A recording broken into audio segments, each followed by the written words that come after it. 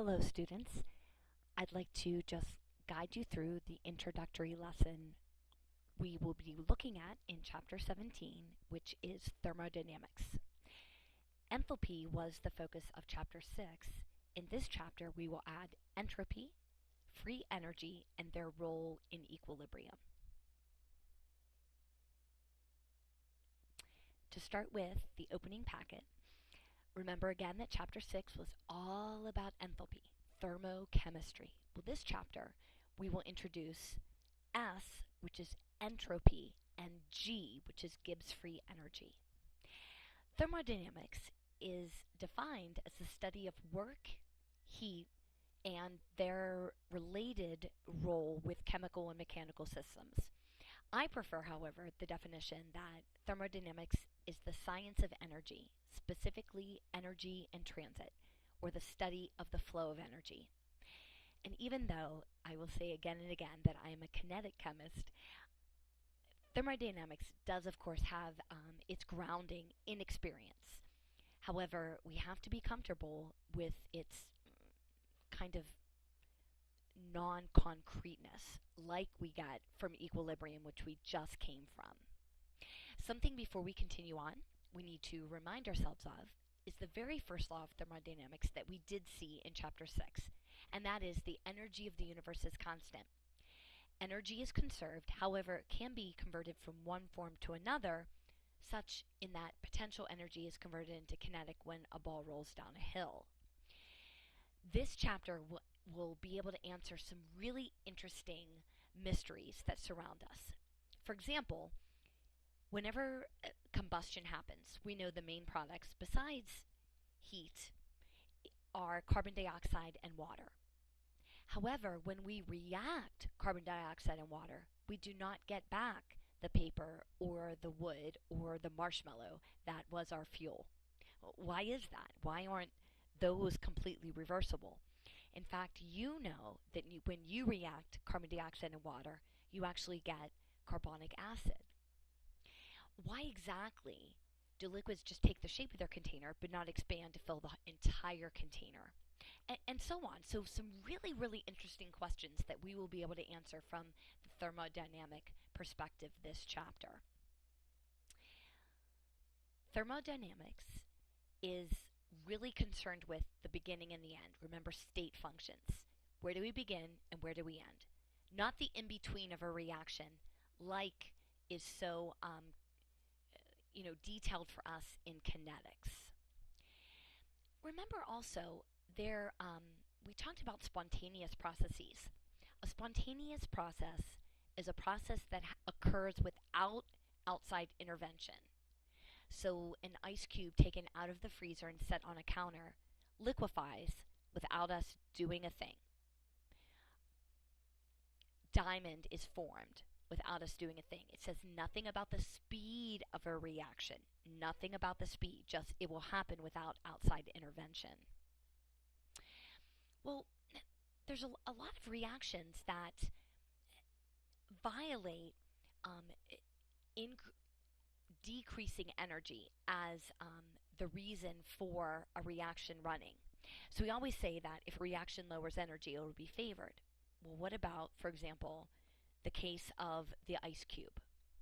Well, then we have to talk about a term called entropy. Entropy is a measure of randomness or disorder. For example,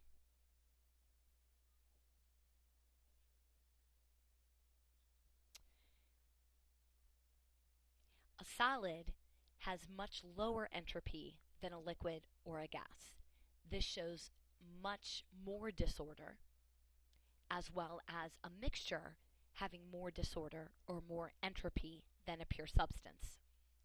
But entropy is also favored because it maximizes randomness or has the greatest positions of positional probability. The greatest positions of positional probability. Let me show you an example of this. Why exactly, when this valve is opened, do these gas molecules as we know they do, equally disperse themselves between these two bulbs. Why exactly does that happen? Well, if we look at this graphic here, if we look at these two bulbs connected by this narrow cross path, what is the likelihood that all four, if we would identify them to be A, B, C, and D, would be found in the entire left bulb? Well, there's only one possibility for them to be in the entire left. However, what if we said, what is the likelihood that we'll find three of them in the left and one in the right? Again, designating them as A, B, C, and D, there's only one possibility of either A, B, C, or D being in the right, and then the others would be in the left. So opening up, allowing one over here, but three over here, gives us a total of 4 possible positions. But what if we allow 2 to come over here and 2 here? Again, designating them A, B, C, or D, look at all the different situations that we get. So the reason why this equal distribution is favored is because this leads to the greatest positions, the greatest numbers of different possible positions. The greatest positional probability is a way of saying it. In fact, this goes through how unlikely it would be for, as we increase the number of molecules, for them to be found entirely on the left. So randomness is favored. Randomness is favored. Now, this looks a lot like my classroom, ladies and gentlemen, doesn't it? Wow. So, of course, to keep my classroom nice and neat, I need to do work. Otherwise, just entropy disorder will ensue. So, the second law of thermodynamics, the second law is that the universe is heading toward a higher degree of disorder. And I think I have that here. But entropy is favored. Entropy is favored. Here we go. The driving force for a spontaneous process is an increase in the entropy of the universe. So in reactions that enthalpy is not in our favor, it's happening because it's increasing disorder, because the second law tells us that the entropy of the universe is increasing. So we can actually look at some instances where you may be asked which has the greatest entropy. 1 mole of hydrogen at STP, 1 mole of hydrogen at 100 Celsius, 0.5 atm. Well, of course, at the higher temperature and actually lower pressure, because higher temperature, they have the energy to be able to expand out and assume the entire container.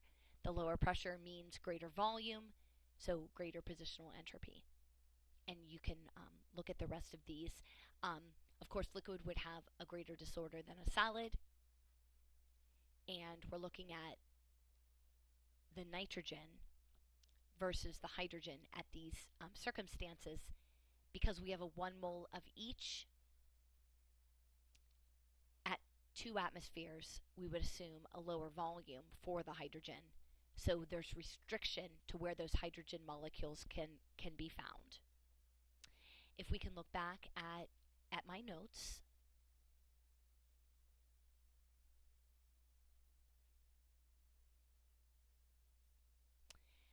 here, and I have my notes for these, but this is later in the packet. It talks about choosing the grouping that has the highest entropy. You can pause and take a look at my wording. And if you were asked about how the entropy changed, now remember, we're always looking at where do we end up versus where do we start. So for example, sugar dissolving in water to create a solution. We are starting with crystalline solid and pure solvent.